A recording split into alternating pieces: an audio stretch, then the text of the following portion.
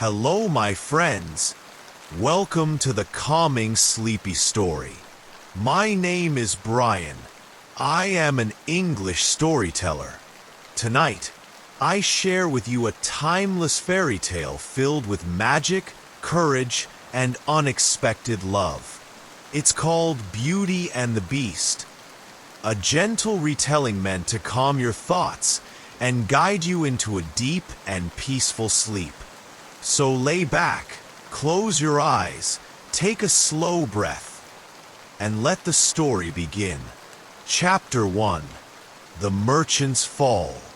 Once, in a bustling city by the sea, there lived a wealthy merchant named Marcel Leclerc, a man known for his silk ships, his spice caravans, and his towering ambition.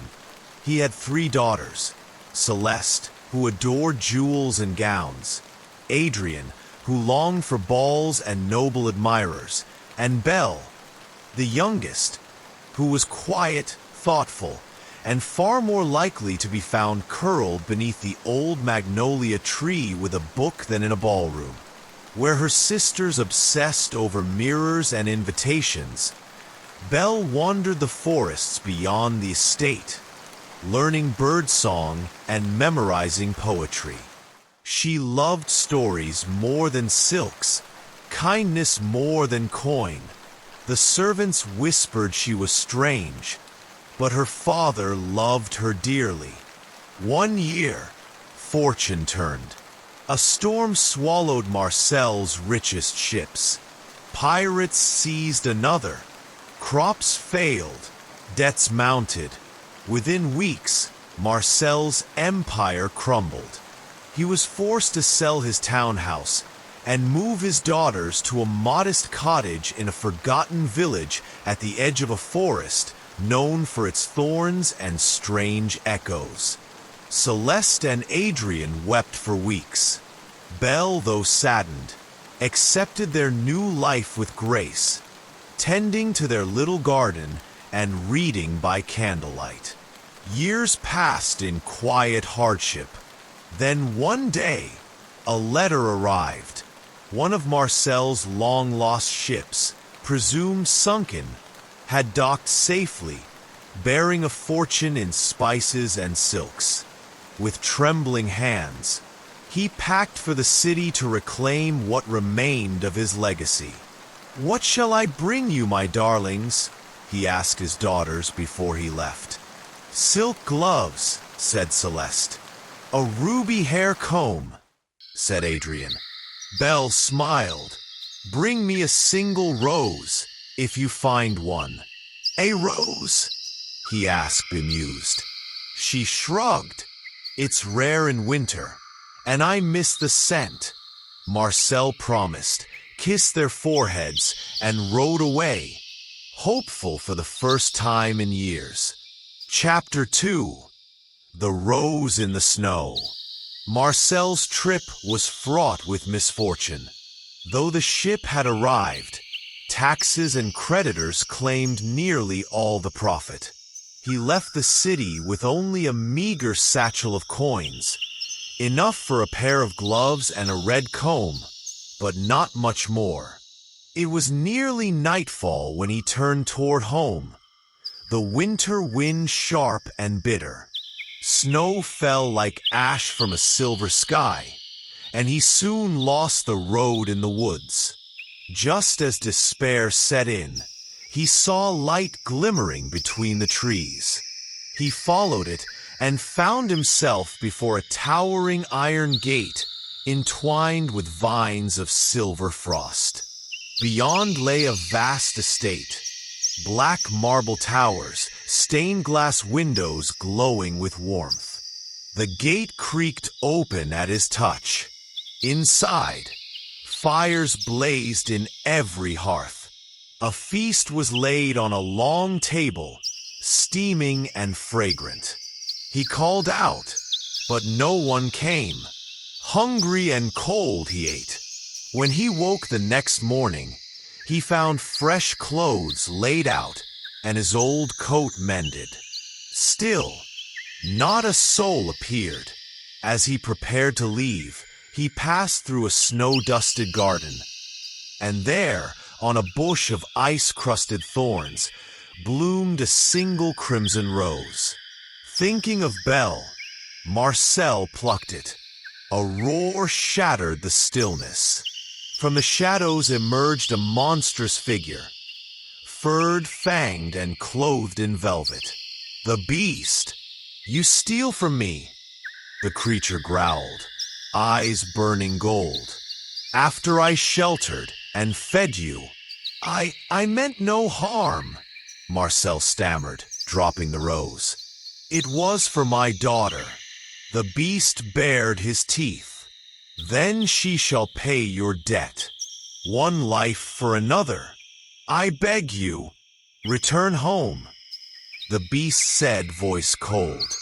If she loves you, she will come in your place. If not, I will come for you. With trembling hands, Marcel mounted his horse and fled. Chapter 3. The Farewell. When Marcel returned and told his daughters what had happened, Celeste and Adrian wept, but Belle was silent. She looked out at the snow-covered fields and made her decision. I will go, she said quietly. No, her father cried. He's a monster. But you are my father, Belle said, her voice unwavering. You would have died for me.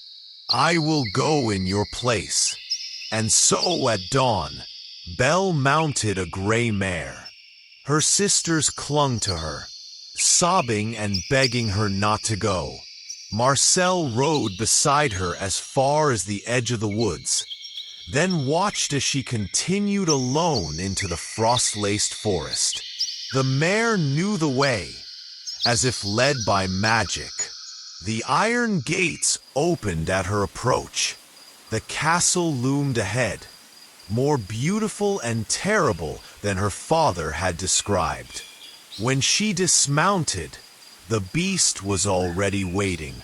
You are brave, he said, his voice deep and strange.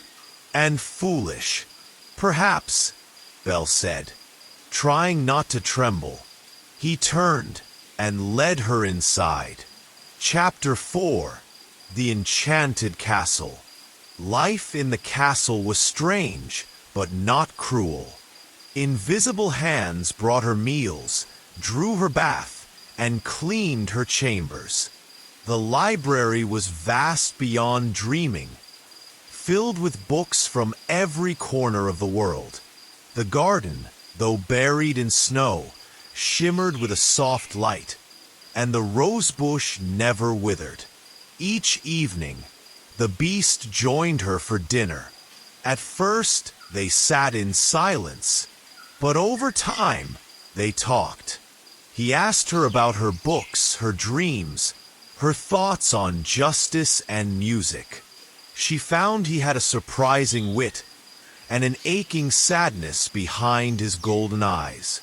Still each night, as the fire dimmed, he would ask, "Will you marry me, Belle?" And each night, she replied gently, "No, beast." He would bow his head, "As you wish." Chapter 5. Beneath the fir and fawn. Winter thawed into spring, and Belle found herself growing fond of the castle and its strange master. One day in the garden, she asked him, "Were you always a beast?" The question hung in the air. He turned his face away. "No." She waited, but he said no more. That night, she dreamed of a boy with green eyes and a sad smile, trapped in a mirror. "Free him," he whispered, "or I will fade." The next morning, she asked the beast about the dream. His hands clenched. "I cannot speak of it," he said, "but the mirror in the west wing may show you what you seek." She found the mirror, a tall, ancient glass, and when she touched it, it shimmered. Within its surface, she saw her family, Celeste and Adrian were sick with worry, and her father had grown pale and thin. Guilt filled her. "I must go to them," she told the beast. "Only for a week." He looked at her as if the sun itself was leaving. "I will give you this," he said, handing her a rose-shaped ring. "It will bring you back when you wish. But promise me return." "I promise." Chapter 6. A Heart Fading. Back at the cottage, her family wept with joy. Celeste and Adrian, once vain and foolish, had grown humble in her absence. Marcel's health improved just from seeing her smile.